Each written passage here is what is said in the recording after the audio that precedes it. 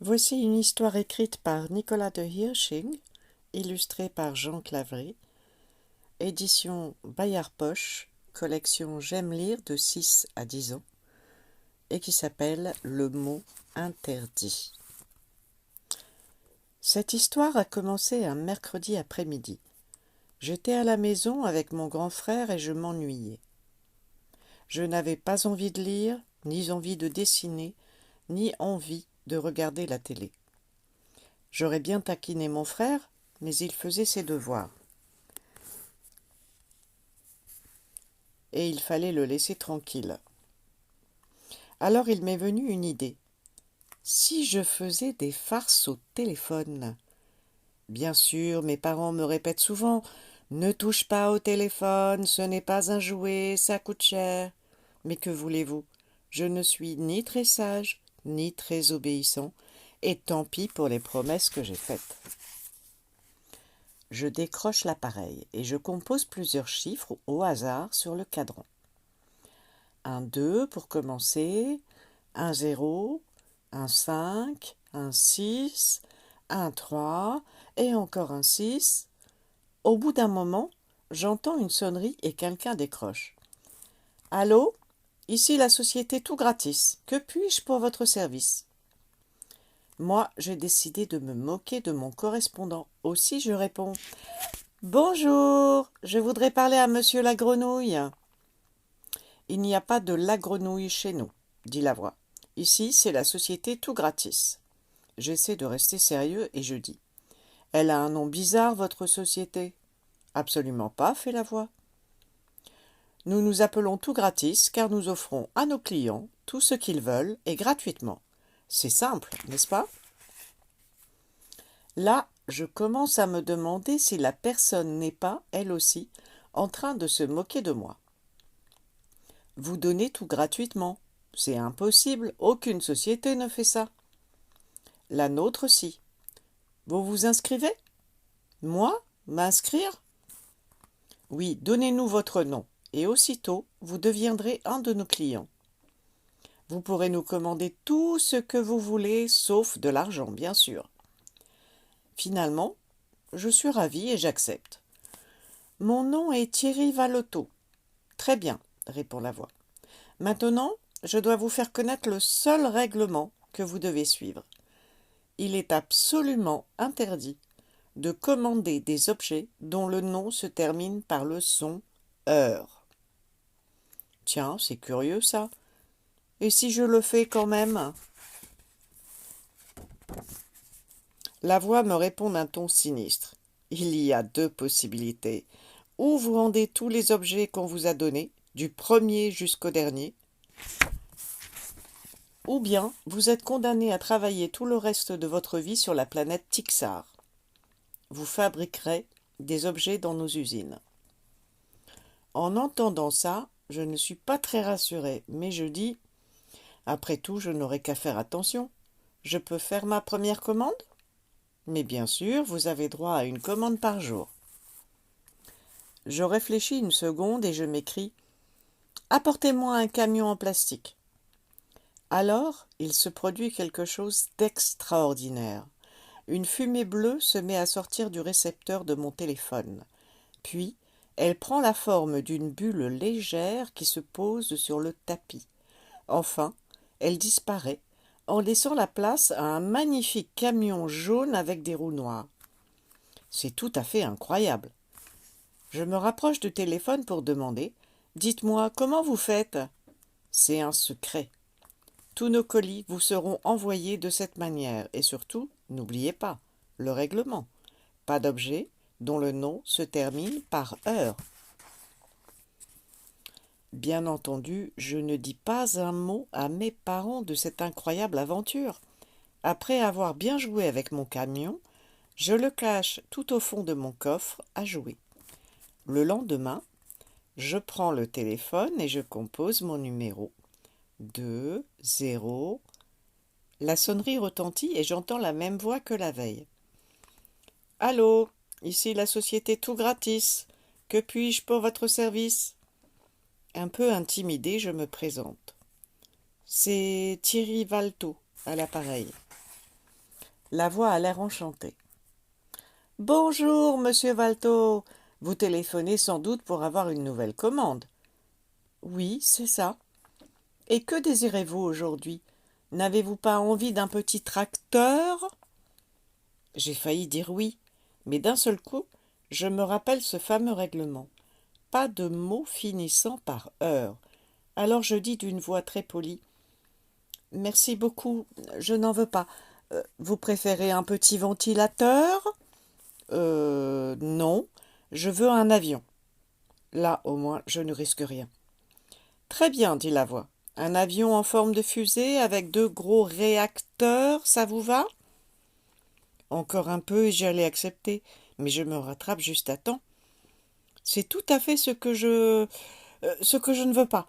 Je voudrais un avion, un peu moins moderne. C'est comme vous le désirez, répond la voix. Que pensez-vous d'un avion avec un nez pointu qui peut se plier et 2 énormes moteurs sous chaque aile? Oui, oui, avec 2 énormes. Je réalise mon erreur et je me reprends à toute vitesse.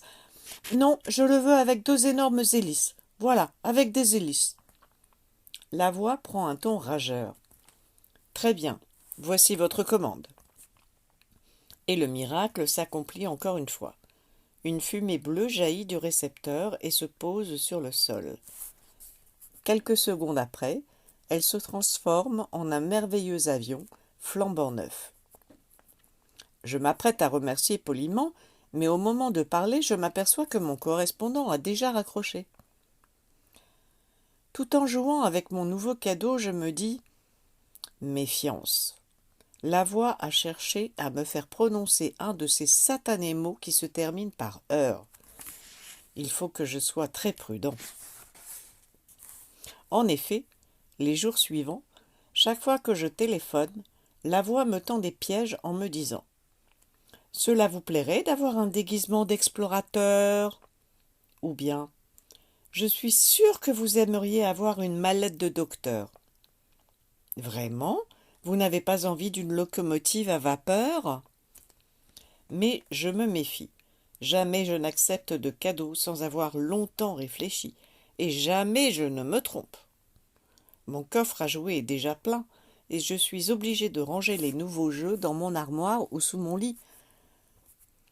Ça ne m'empêche pas de téléphoner tous les jours pour redemander quelque chose d'autre. Après tout, pourquoi s'en priver, puisque c'est gratuit, et c'est si amusant. Enfin, c'était amusant avant, car depuis, il m'est arrivé une chose terrible, et maintenant je regrette amèrement d'être devenu client de cette méchante société tout gratis. Imaginez-vous qu'hier après-midi, je téléphonais à tout gratis. Ah, comme je le regrette à présent. On décroche et je fais ma demande. Bonjour, je suis Thierry Valto et je voudrais une montre. Très bien, je vous l'envoie tout de suite, répond la voix. Comme d'habitude, la petite fumée bleue jaillit du récepteur, puis, une fois à terre, elle s'évanouit en laissant la place à une montre toute ronde, mais d'aspect plutôt bizarre. À la place des 2 aiguilles, il y a un gros bouton qui occupe presque tout le cadran. J'examine l'objet avec beaucoup d'attention. J'appuie sur le bouton plusieurs fois, mais rien ne se produit. Inutile de vous dire que je suis très en colère. Je reprends le téléphone et j'appelle la société tout gratis. Je crie. « C'est Thierry Valto. Dites-moi, qu'est-ce que c'est que cette cochonnerie que vous m'avez envoyée ?»« Cochonnerie ? Mais, monsieur Valto, nous vous avons envoyé une montre comme vous le demandiez. »« Quoi ? Ce n'est pas une montre. Il n'y a même pas d'aiguille alors. » La voix très calme me demande « Vous voyez le gros bouton au centre ?»« Oui. Il prend presque toute la place. »« Très bien. Tournez-le vers la droite. » J'obéis, je tourne le bouton, et dès que je le lâche, une petite musique se met à sortir du boîtier. C'est un petit air de carillon très joli, mais ce n'est pas du tout ce que j'espérais. Je reprends le téléphone, mais avant que j'aie le temps de protester, la voix déclare « Vous voyez, cette montre est parfaite, en parfait état de marche. » Là, je suis sûre qu'on est en train de se payer ma tête. Je me sens de plus en plus furieux et je hurle. Mais enfin, je ne vous ai pas demandé une montre qui fait de la musique. Ce que je veux, moi, c'est une montre avec des aiguilles, une montre qui marque l'heure. À l'instant où je prononce ce dernier mot, je me rends compte de ma terrible bêtise. Ça y est, je me suis trompée. Je l'ai prononcé, ce maudit heure. À l'autre bout du fil, la voix reprend ma phrase. Une montre qui marque l'heure. Vous avez bien dit l'heure. Voilà qui est fort intéressant. Ne quittez pas. Déjà un filet de fumée sort du récepteur. Mais cette fois-ci, ce n'est pas un jouet qui apparaît, c'est un homme. Monsieur Thierry Valetot, vous n'avez pas respecté le règlement de notre société. Vous êtes donc condamné à travailler pour nous sur la planète Tixar tout le reste de votre vie. Mon sang se glace et je bafouille. Mais, je ne l'ai pas fait exprès.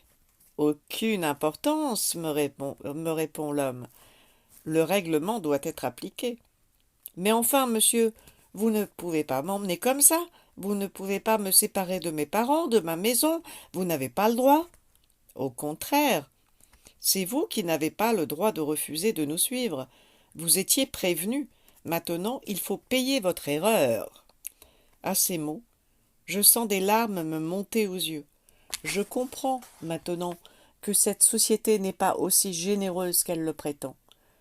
Les cadeaux qu'elle offre, c'est juste histoire d'attirer les gens. Après, elle n'a plus qu'à attendre qu'ils se trompent, et ainsi, elle gagne une personne qui travaillera toute sa vie gratuitement comme un esclave. Soudain, je me rappelle quelque chose et je crie plein d'espoir. « Monsieur, je ne veux pas partir avec vous, je préfère vous rendre tous vos cadeaux. J'en ai le droit. C'était dans le règlement. » L'homme semble ennuyé. Il ne s'attendait pas à ce que je me souvienne de ce détail. Mais bien vite, il sourit en lissant sa barbiche. « C'est vrai, vous avez exactement une journée pour rassembler tous vos objets. Mettez-les devant le téléphone et demain à 5 heures, ils repartiront comme ils sont arrivés. Je vous rappelle que vous avez passé 18 commandes. Il faut donc nous rendre 18 objets, pas un de moins. Sinon, vous savez ce qui vous attend. Vous ne pouvez pas nous échapper. » Là-dessus, l'homme se décompose en fumée, s'engouffre dans l'écouteur du téléphone et disparaît. Quant à moi, je ne perds pas de temps. Je me précipite dans ma chambre et je sors toutes les choses qu'on m'a offertes. Ensuite, je me mets à les compter. D'abord, c'est le camion. Après, vient l'avion. Puis, un jeu de loto. Un disque, un pistolet, une poupée, une flûte, un canif, un ballon, un transistor, une guitare, un pulse, un déguisement de cosmonaute, un jeu de dames, un livre, un train électrique, la montre, et tout ça, ça fait 17. Je commence à trembler dans ma culotte, car il n'y a pas d'objet numéro 18. Et pourtant, j'ai fait 18 commandes. Je me remets à compter, plein d'inquiétude. Hélas, comme la première fois, je n'en trouve que 17. Il en manque un. Je suis perdue. Ah, quelle effroyable nuit j'ai passée. Je me suis tournée et retournée dans mon lit. J'ai cherché de toutes mes forces dans ma mémoire. Quel est cet objet qui me manque? Où peut-il se trouver? Mais impossible de m'en souvenir. Et nous voici aujourd'hui, mercredi matin. Cet après-midi, l'homme reprendra ses cadeaux, et lorsqu'il s'apercevra qu'il en manque un, il m'emportera. Pour la 10e fois, je fouille ma chambre, mais rien, à moins que j'aie laissé traîner ce jouet quelque part dans la maison. Un petit espoir remonte en moi. Vite, au travail, commençons par la cuisine. J'examine les casseroles, la vaisselle, la nourriture, tout, tout, tout. Lorsque j'ai terminé, il est déjà 1 heure de l'après-midi et je n'ai rien trouvé. Sans me décourager, je vais dans la chambre de mes parents. Là, pour ne pas faire de désordre, je suis obligée de remettre à leur place les choses que je dérange. Et je perds beaucoup de temps. Lorsque j'ai terminé, il est déjà 2 heures de l'après-midi et je n'ai encore rien trouvé. Allez, la salle de bain maintenant. Là, normalement, ça devrait aller assez vite. Malheureusement, je renverse un verre à dents qui se brise en tombant par terre. Je ramasse les morceaux pour qu'on ne se blesse pas en marchant dessus, et ça m'occupe un bon moment. Lorsque j'ai terminé, il est déjà 3 heures de l'après-midi, et je n'ai toujours rien trouvé. Mon cœur commence à se serrer. Le cagibi, vite! Il est mal rangé, et pour fouiller à l'intérieur, ce n'est pas facile. Lorsque j'ai terminé, il est 4 heures, et je n'ai pas trouvé l'objet qui me manque. Cette fois, je suis désespérée. Il ne me reste qu'une toute petite heure pour y arriver. Il y a encore la chambre de mon frère que je n'ai pas fouillée. Mais en général, il me défend d'entrer chez lui. Il a toujours peur que je touche à ses affaires. Il se prend pour un grand depuis qu'il a des devoirs à faire à la maison. Je vais me faire traiter de tous les noms. Tant pis, il faut quand même essayer. J'entre dans sa chambre et je le vois installé à son bureau en train d'écrire. Je l'appelle tout doucement. Grégory ? Oui, qu'est-ce que tu veux ? Est-ce que je peux fouiller dans ta chambre ? Je cherche quelque chose que j'ai perdu. Ah, et qu'est-ce que c'est ? Je suis très embêtée, mais je suis bien obligée de lui répondre. Je ne sais pas, j'ai oublié. Il me regarde d'un drôle d'air. Ah bon, alors comme ça, tu cherches quelque chose et tu ne sais pas quoi. Je me sens un peu bête. Mon frère prend une grosse voix. Écoute, Thierry, tu sais que le mercredi j'ai beaucoup de travail et que je n'ai pas de temps à perdre avec toi. Alors arrête de raconter n'importe quoi et laisse-moi tranquille. Comme je sais qu'il ne croira jamais mon histoire, j'obéis. Je quitte la pièce en regardant très vite s'il n'y a pas un objet qui pourrait m'appartenir. Mais hélas, je ne vois rien. Je retourne dans ma chambre et je m'effondre sur le lit en pleurant. Dans une demi-heure, les gens de la société tout gratis viendront me prendre. Je vois la petite aiguille des heures qui se rapproche du 5, et soudain, sans que j'aie senti le temps passer, la sonnerie du téléphone retentit. Je décroche d'une main tremblante et j'écoute. Allô ? Ici la société tout gratis. Vous êtes bien monsieur Thierry Valto ? Nous venons reprendre nos envois. Sont-ils bien rangés près du téléphone ? Oui. Alors nous commençons. Je ne dis rien et j'assiste à la disparition de mes jouets. Un à un, ils se décomposent en fumée et s'engouffrent dans l'appareil. Déjà 10 objets ont pris le chemin du retour. Il n'en reste plus que 7. Soudain, j'entends la voix de mon frère. « Thierry !» Tout en regardant la guitare disparaître, je me demande qu'est-ce qu'il peut bien me vouloir. Plus que 6 objets, et de nouveau la voix de mon frère. « Thierry !» Cette fois, je suis obligée de répondre. « Quoi ? Qu'est-ce qu'il y a ?» Mes yeux ne quittent pas le téléphone. Pfff, encore un objet, il n'en reste plus que 5. « Thierry, viens voir !» Je pars en courant dans la chambre de mon frère pour voir ce qui se passe. « Alors, qu'est-ce que tu veux ? Dis-moi, tu n'as pas une cartouche de rechange pour ce stylo ? » Je lui réponds.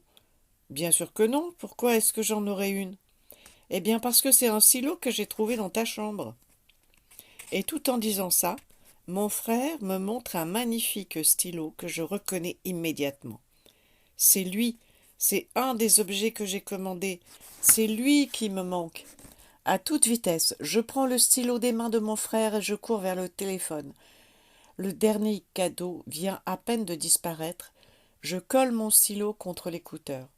Aussitôt, il est aspiré comme le reste des jouets. J'entends la voix qui me dit d'un ton furieux. 18. Le compte y est. À partir de maintenant, votre inscription est annulée. Il est inutile de retéléphoner au même numéro. » Et c'est le silence. On a raccroché. Ouf, quel soulagement. Mon frère entre dans la pièce. « Dis donc, Thierry, pourquoi m'as-tu pris mon stylo ?» Je prends un air boudeur et je réponds. « Parce qu'il est à moi. Tu n'avais pas le droit de me le prendre, et de toute façon, je ne te le rendrai pas. » « Ce que tu peux être bête, » dit mon frère en hochant la tête. Après cette aventure, inutile de vous dire que je ne retoucherai plus au téléphone. Quant à vous, s'il vous arrive un jour d'entendre au bout du fil « Allô, ici la société tout gratis, que puis-je pour votre service ?» Souvenez-vous de ce qui aurait pu m'arriver. Ne répondez pas et raccrochez immédiatement. Bonne fin de journée.